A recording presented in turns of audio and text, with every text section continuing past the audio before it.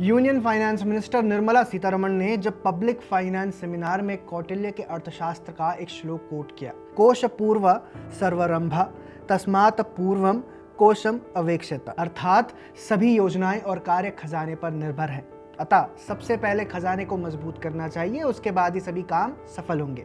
तो इसे बहुत लोगों ने बस एक सेरेमोनियल कोट समझकर छोड़ दिया, लेकिन ये उससे कहीं ज्यादा है। दरअसल देखा जाए तो ये मोदी सरकार की पूरी इकोनॉमिक सोच का आधार है।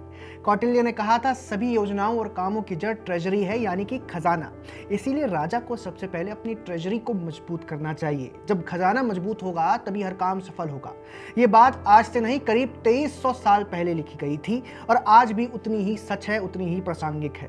अब जरा हिस्ट्री में जाते हैं। जब साल 2004 में वाजपेयी जी की सरकार विदाई ले रही थी, उस वक्त देश का टैक्स टू जीडीपी रेशियो था मात्र 9.1%, यानी देश की कुल अर्थव्यवस्था के मुकाबले सरकार टैक्स से बहुत कम कमा रही थी। फिस्कल डेफिसिट यानी जितना कमाओ उससे ज्यादा खर्च करो और बाकी उधार लो, वो जीडीपी का करीब 4.5% था। ये कोई अच्छी पोजीशन नहीं थी और शायद इसीलिए पहली बार देश की सरकार ने उस वक्त FRBM एक्ट यानी fiscal responsibility and budget management act 2003 पास किया, जो फिस्कल डिसिप्लिन का एक लीगल फ्रेमवर्क देता था। फिर यूपीए सरकार आई। शुरू के कुछ साल ठीक रहे। 2007-8 तक फिस्कल डेफिसिट घटकर 2.7% तक आ गया, टैक्स रेवेन्यू बढ़ा। लेकिन साल 2008 में ग्लोबल फाइनेंशियल क्राइसिस आई और सब कुछ बदल गया। सरकार ने स्टिमुलस पैकेजेस दिए, खर्च बढ़ाया और उधार लेना शुरू किया।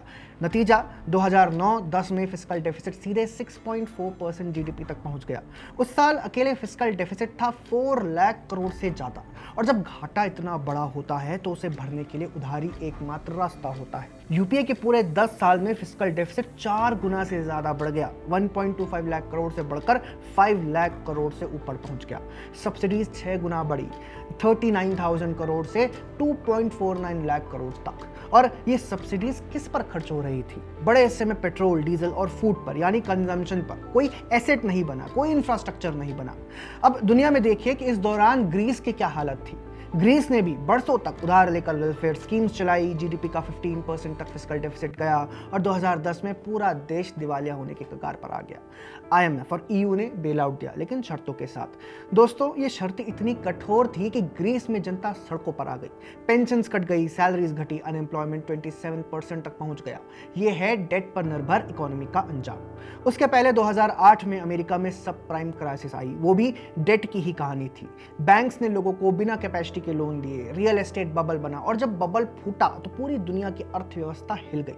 भारत को भी उस क्राइसिस का असर झेलना पड़ा था। और आज अमेरिका का नेशनल डेट $35 ट्रिलियन से ऊपर है। उनकी सरकार हर साल सिर्फ इंटरेस्ट चुकाने में अरबों डॉलर्स खर्च करती है।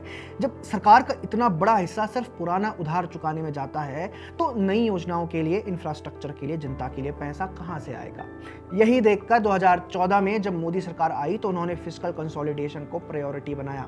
डेफिसिट 4.1% से धीरे धीरे 3.4% तक लाया गया। पेट्रोलियम सब्सिडीज हटाई, जो जीडीपी का 0.8% थी, वो घटकर 0.04% रह गई।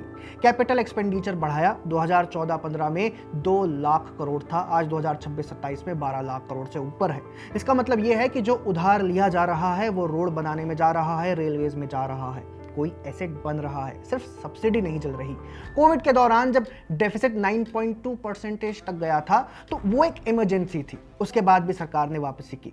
आज टारगेट है 4.3% फिस्कल डेफिसिट और फाइनेंस मिनिस्टर का कहना है कि 2026-27 से हर साल डेफिसिट इतना रखेंगे कि सेंट्रल गवर्नमेंट का कुल डेट जीडीपी के अनुपात में घटता रहे। यही है कौटिल्य की ट्रेजरी फर्स्ट फिलॉसफी का आधुनिक अनुवाद। पहले खजाना मजबूत करो, टैक्स रेवेन्यू बढ़ाओ, फिजूल खर्ची बंद करो, उधार का इस्तेमाल एसेट्स बनाने में करो, तभी देश की हर योजना सफल होगी, तभी सड़कें बनेंगी, हॉस्पिटल्स बनेंगे, रोजगार आएगा। कौटिल्य ने 2300 साल पहले कहा था, कोश मूलो दंडा, ट्रेजरी ही सरकार की असली ताकत है। आज जब ग्रीस जैसे देशों ने इसे नजरअंदाज करके तबाही झेली और अमेरिका डेट के बोझ तले दबा पड़ा है, तब भारत का अपनी पुरानी विजडम पर वापस लौटना सिर्फ एक अर्थनीति नहीं, एक सिविलाइजेशनल स्टेटमेंट है। तो दोस्तों, आपका इस विषय पर क्या कहना है कमेंट सेक्शन में ज़रूर लिखिए। अगर आपको ये वीडियो पसंद आया हो तो इसे अपने दोस्तों, अपने परिवार वालों के साथ ज़रूर शेयर करें। धन्यवाद।